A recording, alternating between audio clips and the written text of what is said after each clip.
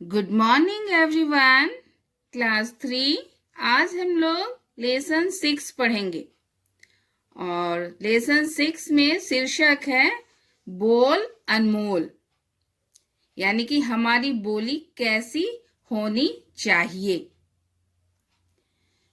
तो इस पाठ का परिचय यहाँ पर बताया गया है कि किसी भी हम अनजान या जरूरतमंद की यदि हम मदद करते हैं या नहीं करते हैं, यदि करते भी हैं और या फिर तो हम किस तरह से करते हैं, और यदि हम उससे मदद मांगते हैं, किसी अनजान व्यक्ति से हम मदद मांगते हैं तो हम किस तरह से मांगते हैं, हमारे मांगने का तरीका कैसा होता है, ये हमारी बोली पर निर्भर करता है।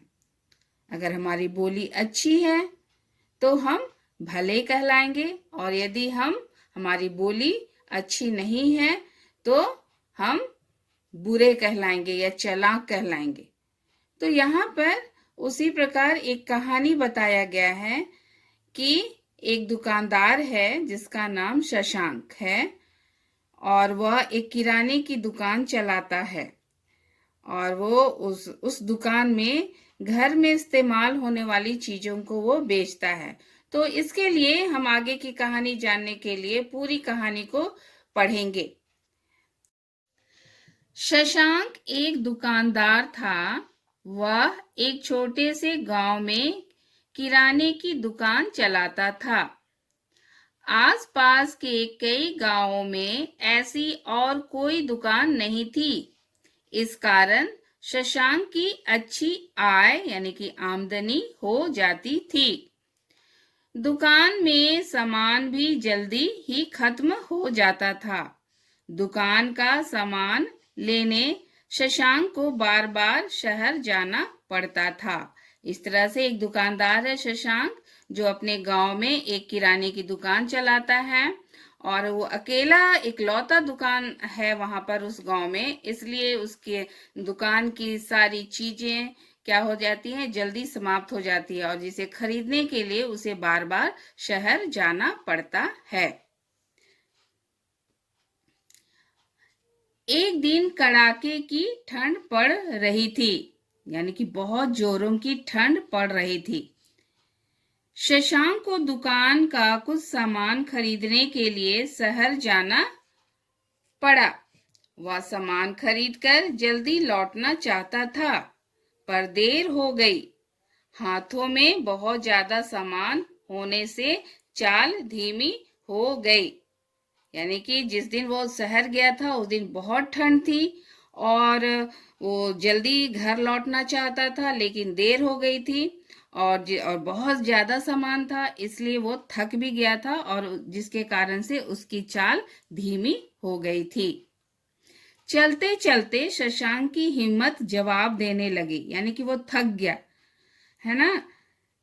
ठंडी हवा अपना पूरा असर दिखाने लगी थी। अंधेरा भी हो चला था। ठंड, हवा और अंधेरे के कारण शशांक बहुत घबरा गया। वह ठहरने के लिए जगह ढूंढने लगा। उसने इधर उधर नजरें दौड़ाई। उसे दूर एक झोपड़ी में रोशनी दिखाई दी। उसके कदम उस झोपड़ी की ओर बढ़ गए। यानी वो जब लौट रहा था अंधेरा बढ़ गया, ठंड भी बढ़ गया और ठंड के कारण वो कांपने लगा, उसका शरीर अकड़ने लगा, तो वो बहुत घबरा गया और वो रात गुजारने के लिए जगह ढूंढने लगा। और तब उसे एक रोशनी, झोपड़ी में एक रोशनी दिखाई दी और वो उस झोपड़ी की ओर बढ़ जाता है।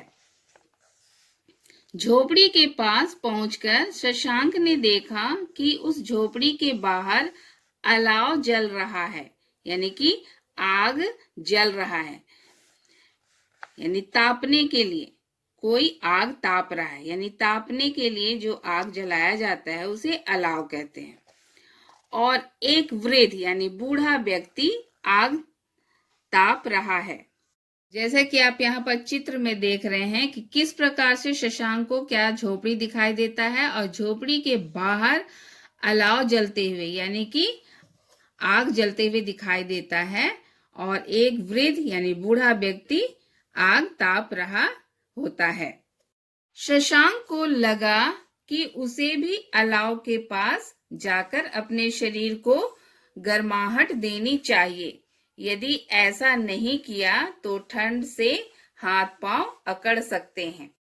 तो शशांक को भी लगा कि वो आग ताप ले, क्योंकि उसके हाथ पांव ठंड से अकड़ गए थे, तो उनमें कुछ गर्मी आ जाए, इसलिए वो आग तापना चाहता है।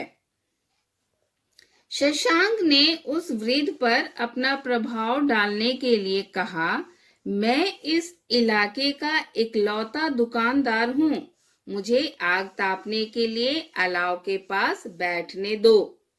यानी कि वो अपना रोब दिखा रहा है यहाँ पर, है ना, कि मैं इकलौता दुकानदार हूँ, इसलिए मुझे आग तापने के लिए बैठने दिया जाए। आग ताप रहे उस वृद्ध ने शशांक की बात सुनकर भी अनसुनी कर दी। उसने शशांक को ना बैठने को कहा, ना वहां से चले जाने को। शशांक को लगा कि अब उसे इसी ठंड में घर जाना पड़ेगा। यानी शशांक जो रौबदार आवाज में बता रहा था, अपना रुआब दिखा रहा था कि मैं इकलौता दुकानदार हूँ, जिसे सुनकर बूढ़ा अनसुना कर देता है। तो शशांक को लगता है कि अब तो बूढ़ा हमको बैठने के लिए भी नहीं बोल रहा है, तो अब क्या करें, अब हमको इसी ठंड में घर जाना पड़ेगा। थोड़ा आगे जाने के बाद वह कुछ सोचकर वापस लौटा और विनीत स्वर में बोला, बाबा, मैं ठंड से कांप रहा हूं, मुझ पर दया करें, मुझे अलाव के पास बैठने दे, ताकि मैं अपने आप को इस ठंड से बचा सकूं। मैं हमेशा आपका आभारी रहूंगा। जब बूढ़ा कुछ नहीं बोलता है, तब शशांक आगे बढ़ जाता है। फिर आगे जाता है और कुछ सोचता है कि मैं इसी तरह शायद वो सोचता है कि इसी तरह से यदि मैं चला जाऊंगा तो ठंड के कारण मैं अकड़ जाऊंगा। सो क्यों ना मैं वापस लौटूं और उस बूढ़े व्यक्ति से प्रार्थना करूं। और तब वो वापस लौटता है और नम्र स्वभाव में विनती करता है उससे कि बाबा, मैं ठंड से कांप रहा हूं, मुझ पर दया करें, इसलिए मुझे अलाव के पास बैठने दें, ताकि मैं अपने आप को इस ठंड से बचा सकूं, और इसके लिए मैं सदा आपका आभारी रहूंगा, यानी कृतज्ञ रहूंगा। शशांक के बोल उस वृद्ध को भा गए। यानी कि शशांक की यह बोली उस बूढ़े व्यक्ति को अच्छी लगी। उसने शशांक को अलाव के पास ना केवल बैठने ही दिया, बल्कि उसे चाय भी बनाकर पिलाई। यानी जब बूढ़े व्यक्ति को उसकी बोली अच्छी लगी, बात करने का तरीका अच्छा लगा, तो उसे ना केवल आग तापने के लिए बैठने दिया, बल्कि उसे चाय भी पिलाया। शशांक को अपनी गलती का एहसास हो गया। उसने वृद्ध व्यक्ति से क्षमा मांगते हुए कहा, बाबा, मुझे क्षमा कर दीजिए, मैंने पहले अपने घमंड से आपसे ठीक से बात नहीं की थी, शायद इसलिए आपने मेरी सहायता करने से मना कर दिया था। यानी कि शशांक को अपनी गलती का एहसास हो जाता है कि उसने बहुत ही घमंड तरीके से, बहुत ही रुआबी झाड़ने के तरीके से उस वृद्ध व्यक्ति से, उस बूढ़े व्यक्ति से बात की थी, और इसलिए उसने उसकी सहायता करने से मना कर दिया था। तब बूढ़ा व्यक्ति क्या बोलता है, उस वृद्ध व्यक्ति ने शशांक को नसीहत देते हुए कहा, यानी कि सीख देते हुए कहा, मेरी एक बात हमेशा याद रखना, बोलने से पहले अपने शब्दों को तौलना, वे सुनने वाले पर कैसा असर करेंगे, इस पर भी विचार जरूर करना। तो इस कहानी से हमको यह शिक्षा मिलती है हम लोगों को कि बोली के द्वारा हम दूसरों को प्रभावित कर सकते हैं, चाहे वो अनजान व्यक्ति हो या फिर परिचित हो। किसी अनजान व्यक्ति की जो जरूरतमंद हो, यदि हम उसकी आर्थिक रूप से या आर्थिक रूप यानी कि रुपया पैसा या फिर किसी भी रूप से मदद करते हैं, तो यह मदद मांगने के तरीके पर निर्भर करता है। मदद मांगने वाले की बोलचाल से पता चलता है कि मदद मांगने वाला भला व्यक्ति है या फिर चालाक है।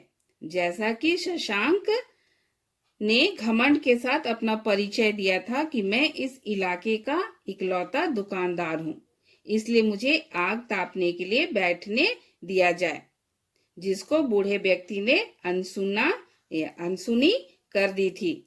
लेकिन जब शशांक नम्रता के साथ विनती करता है, तो वृद्ध व्यक्ति उसे अलाव के पास बैठने देता है, और सिर्फ अलाव के पास बैठने ही नहीं देता है, वह उसे चाय भी पिलाता है और उसे एक सीख देता है, जैसे कि हम लोगों ने आखिरी खंड में पढ़ा कि मेरी एक बात हमेशा याद रखना, बोलने से पहले अपने शब्दों को तोलना, वे सुनने वाले पर कैसा असर करेंगे। इसलिए हम जब भी किसी से बात करें तो सबसे पहले हम अपने शब्दों पर गौर करें कि हम किन शब्दों का प्रयोग कर रहे हैं और हमारे बोलने का टोन या तरीका कैसा है ना। तो इस तरह से हम लोगों को यह पाठ सिखाता है कि हम किसी से भी बात करें तो नम्र और मीठे स्वर में बात करें। इस तरह से हम बोली के द्वारा अपने आत्मसम्मान की रक्षा कर सकते हैं। तो आपका होमवर्क है, आप हिंदी कॉपी निकालेंगे और सबसे पहले शीर्षक लिखेंगे बोल अनमोल, और उसके बाद आप लिखेंगे शब्दार्थ। शब्दार्थ के नीचे मौखिक प्रश्न का उत्तर लिखेंगे वाक्य में। शशांक क्या काम करता था? शशांक दुकानदारी करता था। ख है, शशांक को सामान खरीदने कहाँ जाना पड़ता था? शशांक को सामान खरीदने शहर जाना पड़ता था। वृद्ध व्यक्ति क्या कर रहा था? वृद्ध व्यक्ति आग ताप रहा था। घ, वृद्ध व्यक्ति ने शशांक की बात सुनकर अनसुनी क्यों कर दी?